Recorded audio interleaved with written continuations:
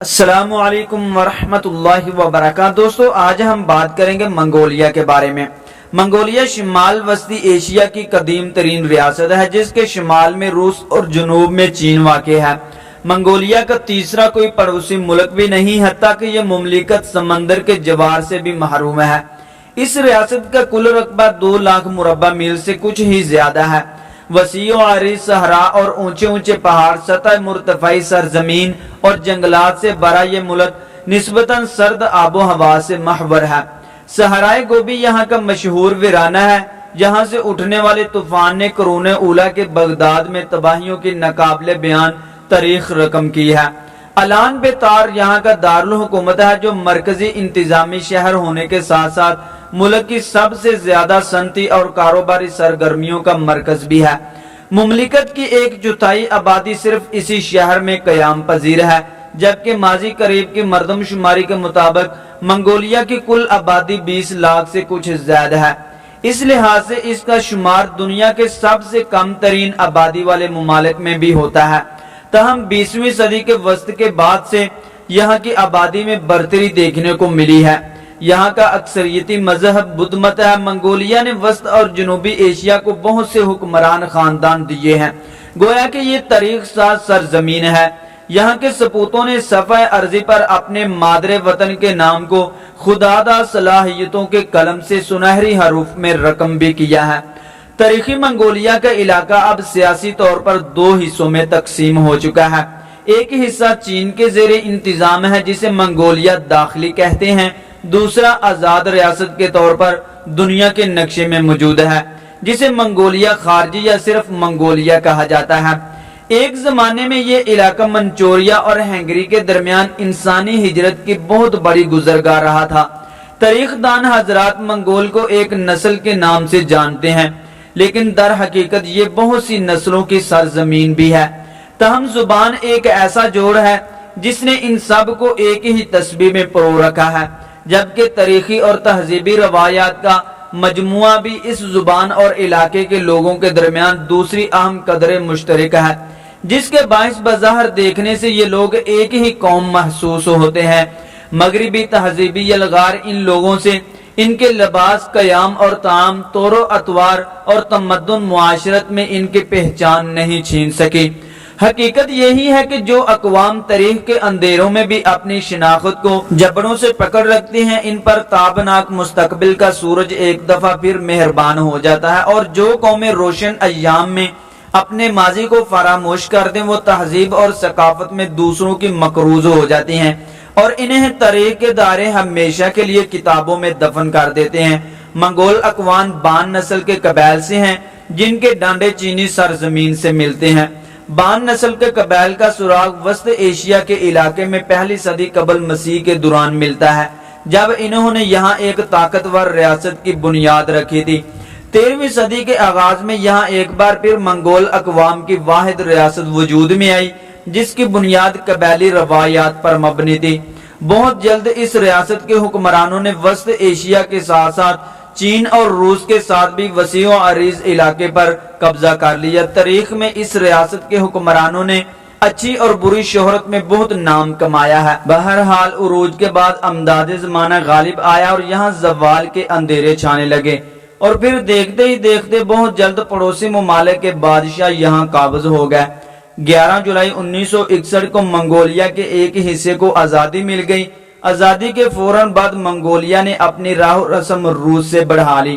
ظاہر ہے ایسے میں تنہا پرواز تو ممکن نہیں ہو سکتی تھی، جبکہ دنیا کو مغربی تہذیب نے تباہی کے اس دہانہ پر لا کھڑا کیا ہو کہ کوئی دوسرا ملک دوسرے کا خیر خواہ نہ ہو سوائے مفادات کے۔ روس کے ساتھ منگولیا نے ان مضبوط تعلقات نے روس کے زوال کا گہرا مشاہدہ بھی کیا، لیکن چونکہ یہ مفادات ہی کا تعلق تھا، اس لیے منگولیا سمیت روس کے سب دوستوں نے جو عروج کے زمانے میں لیلن گراڈ کا طواف کرتے رہے، زوال ماسکو کے بعد اپنا قبلہ تبدیل کرنے میں ایک لمحہ بھی ضائع نہیں کیا۔ منگولیا نے سیاسی نظام، معاشی تنظیم سازی اور تکنیکی رہنمائی سمیت ہر میدان میں روسی نواز اشتراکی نظام کو اپنایا، حتیٰ کہ اپنی زبان کے حروف تہجی بھی روسی زبان سے مستعار لیے۔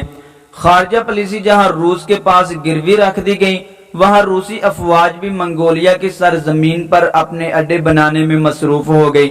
आम तौर से पहाड़ी लोग किसी की गुलामी कबूल नहीं करते, इसलिए मुसलमान मुजाहिदीन की मसाई जमीला के बायस जब लीलन के बुलंदोबाला बुत को मास्को के सबसे बड़े चौराहे पर करेन से उठा जमीन पर पटक कर चूर चूर कर दिया, तो मंगोलिया के अवाम ने भी गुलामी का तौक अपनी गर्दन से उतार फेंका और एक बार फिर मंगोलिया के तालीमी अदारों में अपने रवायती हरूफ तहजी में तालीम दी जाने लगी। मजहबी सियासी आज़ादी और आज़ादी राय ने एक बार फिर इस सरजमीन के आइन दस्तूर में अपना मुकाम पैदा कर लिया। अब मंगोलों ने यह फैसला किया है कि किसी गैर मुल्क की फौज को अपने यहाँ जगह नहीं दी जाएगी और इस फैसले को ऐनी तहफ़्फ़ुज़ भी दे दिया गया है। रूस के ज़वाल के बाद मंगोलिया की मईशत ने बहुत बुरे दिन देखे। इनकी दाखिली और बैनुल अक़वामी मईशत के पैमाने बुरी तरह से मुतासर हुए, लेकिन इस कौम के पास मुखलिस क़यादत मौजूद थी, एक ऐसी क़यादत जिसकी औलाद, ज़र, माल और जायदाद सब कुछ अपने मादरे वतन में ही मौजूद था। लिहाजा कौम ने बहुत जल्द इन सख्त हालात पर काबू पा लिया और तब से अब तक मंगोलिया की तरक्की का ग्राफ बहुत तेजी से न सही फिर भी एक मखसूस रफ्तार से बुलंदी की तरफ गामजन है। मंगोलिया के काज़क और कबैल मुकम्मल तौर पर इस्लाम से मुतारफ हैं। दारुल हुकूमत समेत मुल्क के तमाम शहरों में मुसलमान मौजूद हैं। 1222 और 1254 के दौरान यहाँ 2 मसाजिद तामीर की गईं। शायद मंगोलिया में ये इस्लाम का आगाज था। 1330 के बाद यहाँ 3 या 4 मुसलमान खानदानों ने भी हुकूमत की। मुसलमानों की शरह पैदाइश में बरतरी के बाद यहाँ मुसलमानों की तादाद में बहुत ज्यादा इजाफा हुआ, लेकिन रूस की शिकस्त के बाद बहुत से काज़क जब अपने वतन लौट गए तो मुसलमानों की तादाद में एकदम कमी वाक़ई हो गई। ये गुज़श्ता सदी के आखिर की बात है, लेकिन इसके बाद जब से आइन में आज़ादी राय और मजहबी आज़ादी की जमानत दी गई है, तब से मुसलमानों की तादाद में मुसलसल इजाफा देखने को मिल रहा है और मुसलमानों समेत सब अफराद को अपने मजहब के मुताबिक जिंदगी गुजारने की मुकम्मल आज़ादी दी गई है। मंगोलिया अब भी बुनियादी तौर पर दही इलाका है। मंगोलिया में रेड क्रॉस सोसाइटी 1939 में कायम की गई और इसका हेडक्वार्टर उलान बतूर में कायम है। 1939 में सोवियत यूनियन के खात्मे पर रूस की मंगोलिया में दिलचस्पी बिल्कुल खत्म हो गई, जो इससे कबल मंगोलिया में दिलचस्पी रखता था। अब चीन और जनूबी कोरिया मंगोलिया के साथ तिजारत के शोबे में दिलचस्पी दिखा रहे हैं। दोस्तों, आबो हवा की बात करें तो मंगोलिया की आबो हवा शदीद किस्म की है। मौसम सरमा बहुत सर्द और मौसम गर्मा मोतदिल होता है। हाल ही में सर्दियों में बहुत सर्दी हो गई थी, जिसने बहुत से लोगों और जानवरों को मौत के मुंह में धकेल दिया। 2008 के बर्फानी तूफान में 52 अफराद मारे गए, मुतअद्दिद जख्मी भी हुए। इसके साथ 2 लाख मवेशी भी सर्दी की वजह से मर गए। एक बारी मट्टी का तूफान को है शिमाली मशरकी चीन और मंगोलिया के मुख्तलिफ हिस्सों में 1 मार्च को शुरू हुआ, जो कि 4 मार्च को शिमाली और जनूबी कोरिया के हिस्सों में जाकर खत्म हुआ। 8 मई 2008 को एक बर्फानी तूफान में 21 लोग मारे गए। इस तूफान में अंदरूनी मंगोलिया के कुछ हिस्सों को नुकसान भी पहुंचा। अप्रैल 2008 में मंगोलिया में दर्जा हरारत 50 डिग्री सेंटीग्रेड तक पहुंच गया। मंगोलिया में सर्दियों का मौसम बहुत सख्त और तवील होता है। हर साल सर्दियों में बहुत सा जानी नुकसान मंगोलिया को उठाना पड़ता है। मुगल और मंगोल लफ्ज मंगोल की बिगड़ी हुई शक्ल है। मंगोलों के अरब मुल्क पर हमलों और कब्जे के बाद लफ्ज मंगोल जब अरबी से मुतारफ हुआ तो ये लफ्ज मगूल की सूरत में तब्दील हो गया, क्योंकि अरबी जुबान के हरूफ तहज्जी में गाफ नहीं है। इस तरह गाफ की जगह गईन ने ले ली। मुगलान जमा का लफ्ज इसका वाहद मुगल या मगूल है। यूरोपियन मुअर्रिखीन और मुहक्किकीन इन्हें ततारी भी लिखते हैं और कहते हैं कि इस वजह से अरब रियासतों में और साथ साथ ईरान, इराक, अफगानिस्तान की रियासतों में मगूल बोला जाने लगा और वक्त गुजरने के साथ साथ लबो लहजा की तब्दीली की वजह से हिंदुस्तान में मुख्तसिर होकर मुगल रह गया और ये एक ही कौम के मुख्तलिफ नाम हैं। हिंदुस्तान और पाकिस्तान में इनको अब मुगल कहा जाता है। मौजूदा मंगोलिया रूस और चीन और खुसूसन वस्त एशियाई सतह मुर्तफा सहराए गोबी के शिमाल और साइबेरिया के जनूब से ताल्लुक रखने वाली एक कौम है। इस वक्त मंगोलों या मुगलों की काफी सारी तादाद दुनिया भर में फैली हुई है। تاریخ عالم میں مغلوں کی اولین مشہور شخصیت جو تومنہ خان کی 5ویں پشت میں سے تھا چنگیز خان، جس نے چین کے مشرقی ساحلوں سے لے کر یورپ کے وسط تک ایک عظیم سلطنت قائم کی۔ یہ تاریخ عالم کی سب سے بڑی سلطنتوں میں سے ایک تھی، جو مغرب میں ہنگری، شمال میں روس، جنوب میں انڈونیشیا اور وسط کے بیشتر علاقوں مثلا افغانستان، ترکی، ازبکستان، کرغزستان، آرمینیا، روس، ایران، پاکستان، چین اور بیشتر مشرق کے وسطی پر مشتمل تھی۔ تاریخ عالم کی دوسری بڑی منگول سلطنت کی بنیاد تومنہ خان کی 9ویں پشت میں امیر تیمور گورگانی نے رکھی، جسے تیموری سلطنت بھی کہتے ہیں۔ تیسری مغل سلطنت کی بنیاد تومنہ خان کی 15ویں اور امیر تیمور گورگانی کی 6ٹھی پشت میں مرزا ظہیر الدین بابر نے ہندوستان میں ابراہیم لودھی کو پانی پت کے میدان میں شکست دے کر 1526 میں رکھی، جو کہ تقریباً 331 سال قائم رہی۔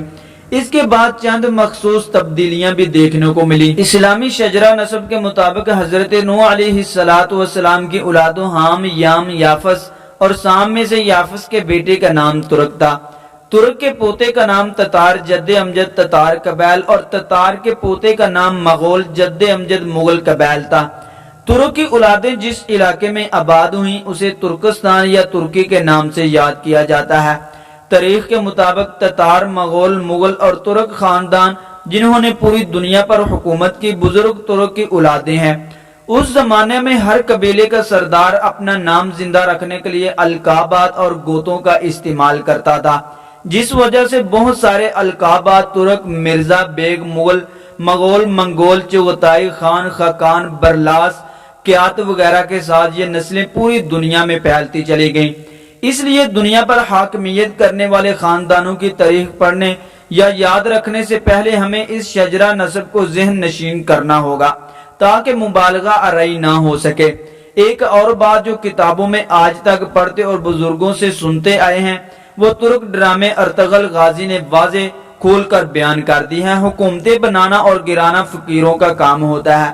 بابا جی کہتے ہیں بیٹا کیڑا 10 کتابیں کھا کر بھی نکتہ دان نہیں بن سکتا، اصل علم سینہ یا با سینہ ہوتا ہے جو کسی کامل ہستی کے ادب اور رہنمائی سے ہی حاصل ہوتا ہے۔ اس لیے تمہیں اصل حاکم تک پہنچنے کے لیے خاک نشین ہونا پڑے گا۔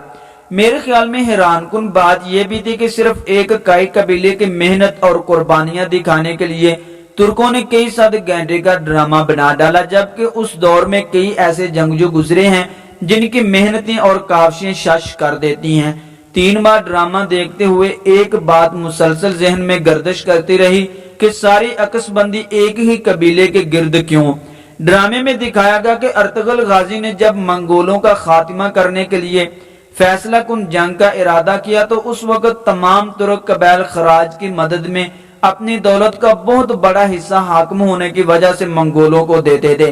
ارطغرل غازی نے منگولوں اور باستینی عیسائیوں کے ہتھیاروں اور زر کی تحصیل کے لیے قافلے لوٹے، بس فرق صرف اتنا تھا کہ منگول اور باستینی اپنے لیے لوٹتے تھے اور ارطغرل غازی اللہ کی راہ میں خرچ کرنے کے لیے لوٹتا تھا تاکہ جہاد کے ذریعے اسلامی روایات اور اقتدار کو زندہ رکھا جا سکے۔